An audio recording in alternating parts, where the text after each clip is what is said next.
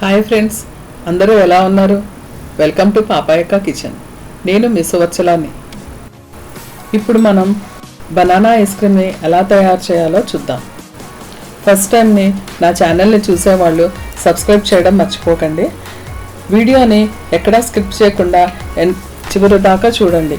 అప్పుడే మీకు ఎలా తయారు చేయాలో అర్థమవుతుంది. మరి ఇంకెందుకు ఆలస్యం, రండి ఎలా తయారు చేయాలో తెలుసుకుందాం. ఇది ఐస్ క్రీమ్ ప్రీమిక్స్ పౌడర్.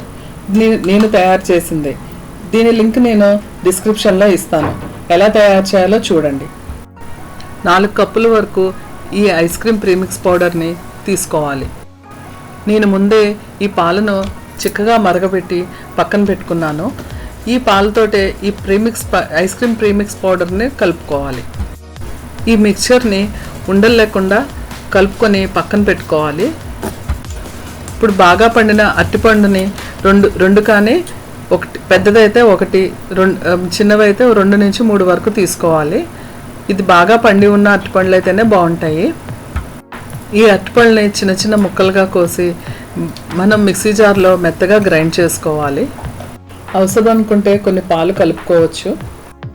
ఇప్పుడు ఈ బనానా పేస్ట్ని ఈ చిక్కటి పాలల్లో కలుపుకోవాలి. తర్వాత మనం ముందే ప్రిపేర్ చేసి పెట్టుకున్నాం కదండి ఐస్ క్రీమ్ ప్రీమిక్స్ని, అది కూడా ఇందులో కలిపేసుకోవాలి. ఈ ప్రీమిక్స్ తోటి మనం తయారు చేసుకునే ఐస్ క్రీమ్ని పాలు వేడిగా స్టవ్ మీద మరుగుతున్నప్పుడు కూడా ఇది కలుపుకొని చిక్కగా అయ్యేంత వరకు ఉంచుకోవచ్చు. కానీ ఇలా చేయడం వల్ల ఈ బాదం పప్పులు కొన్ని పలుకుగా ఉంటాయి కదండి, అవి తగులుతూ ఉంటే చాలా బాగుంటుంది ఐస్ క్రీమ్. అందుకనే నేను ఇలా చేస్తున్నాను. ఈ మిశ్రమాన్ని అంతా ఒక పెద్ద బౌల్లో తీసుకొని బ్లెండర్ తోటి ఒక 5 నుంచి 10 నిమిషాల దాకా మనం నొరగొచ్చేదాకా మనం బ్లెండ్ చేసుకోవాలి. అదే మీకు ఈ టైప్ బ్లెండర్ లేకపోతే మిక్సీలోనే 10 నిమిషాల దాకా మనం బ్లెండ్ చేసుకోవాలండి.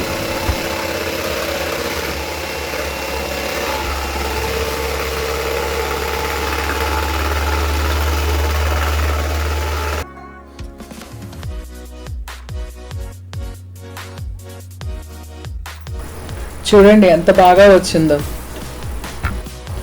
ఇప్పుడు ఈ ఐస్ క్రీమ్ మిశ్రమాన్ని మీ దగ్గర ఐస్ క్రీమ్ మౌల్డ్స్ ఉంటే దాంట్లో వేసుకోండి, లేకపోతే ఒక చిన్న బౌల్లో కానీ వేసుకోండి.